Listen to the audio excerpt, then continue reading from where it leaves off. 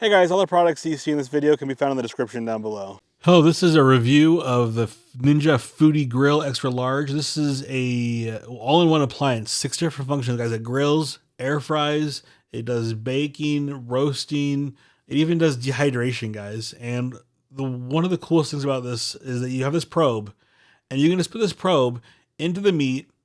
For example, you would select grill, then you would select what kind of meat you're doing. Let's just say, for example, a steak.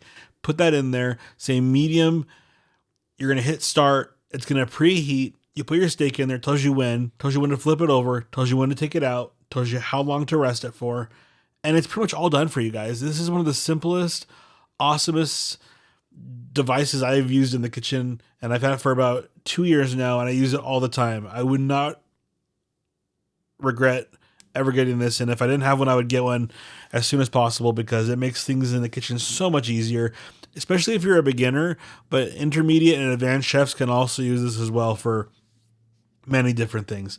Anyways, guys, check it out. I would not hesitate to get this product. It's awesome. Thanks for watching. If you like what you saw, please subscribe. I appreciate it a ton. Have a good day, guys.